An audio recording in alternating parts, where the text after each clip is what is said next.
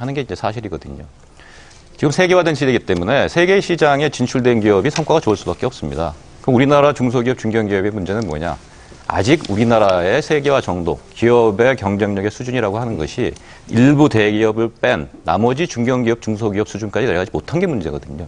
자, 그럼 그 문제를 해결하기 위해서 대기업 집단을 해체하는 게 길인 거냐? 저는 이건 굉장히 위험한 발상이라고 보는 겁니다. 출자총액제에 대해서 말씀을 드리면은 이명박 정부가 출자총액제한제도를 폐지한 건 사실입니다. 근데 폐지할 때 그때 비율이 40%였습니다. 노무현 정부 때 올라와 있던 거죠. 우리 이용석 의원님 잘 아실 겁니다. 폐지할 당시에 40%에 걸린 재벌이 있었습니까? 없었습니다. 이미 형해화되어 있던 제도를 그냥 이렇게 드러낸 거거든요. 그럼 지금 다시 이거 갖다 놓는다고 하는 건데, 김 교수님 좀 연구 많이 하셨으니까 잘 아실 테지만, 진보나 보수냐, 뭐 학자들이 꼭 그렇게 진보, 보수가 나눠지는지 잘 모르겠습니다만은, 이 문제에 대해서 들여다본 학자들 제가 대화한 사람 중에서 지금 출자총액제도를 도입을 하는 것이 어떤 목적을 달성할 수 있는 건지 회의를 갖고 있는 분들이 많습니다, 지금. 예. 다시 도입을 해가지고, 아까 이제 계열사 확대가 이제 지난 출자총액제 폐지한 뒤에 늘어났다고 하는데, 늘어난 것은 사실입니다. 계열사들이 한 200개 늘어났습니다. 계열연대 보고서에 나온 것도 있고, 사실이니까요. 그럼 그게 출자총액제 한제도 40%를 폐지했기 때문에 늘어났느냐? 그렇지가 않습니다. 대부분의 재벌들이 이미 아직도 40% 이하입니다. 40%를 갖고 말씀하시니까 그런데 짧게만 제가 말씀드릴게요. 신 대표님 잠깐만요. 말씀 몇 개 드리겠습니다. 하십시오. 예. 제 말씀은 뭐냐면은 저희가 재벌 문제라고 얘기하는 거는 우리 경제가 갖고 있는 양극화.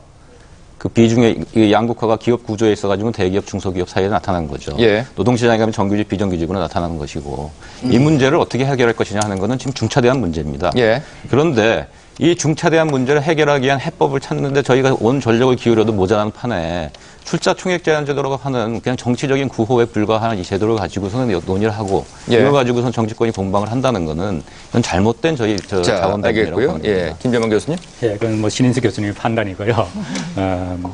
우선 그 경제력 집중과 관련해서 이 부분이 큰 것이다, 잘 돼서 큰 것이다. 예, 맞습니다. 그런 부분도 있죠. 그런데 아까 말씀하셨듯이 계열사가 늘어났다는 것은 바로 설립, 인수를 통해서 늘어난 것이고 그 회사가 커져서 일어난 것이 아니죠. 이제 그런 부분이 이제 문제가 된다는 것이고요.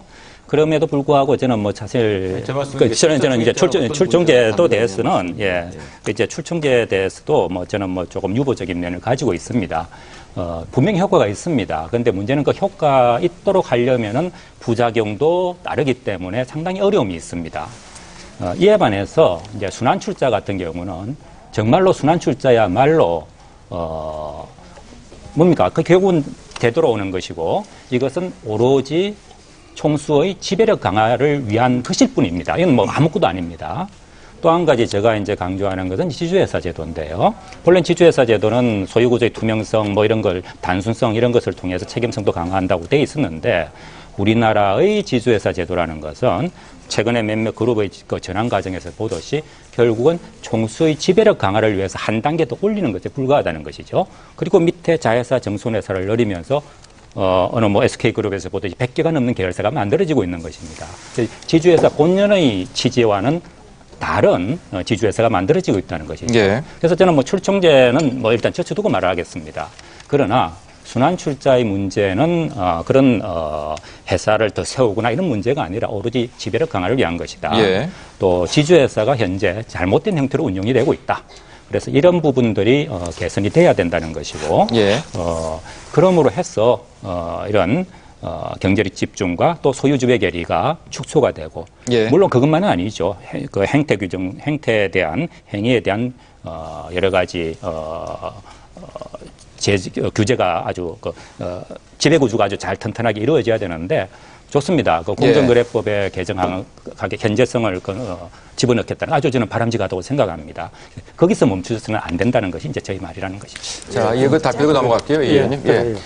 지금 출총제 부활 문제, 순환출자 금지 문제, 그리고 지주회사까지 말씀하셨습니다. 답변 듣고 넘어갈게요. 근데 우리 사회자님 우선 시간 배분 좀 적절하게 하세요.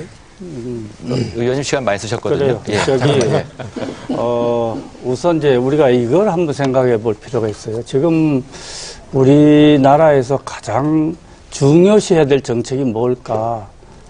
저는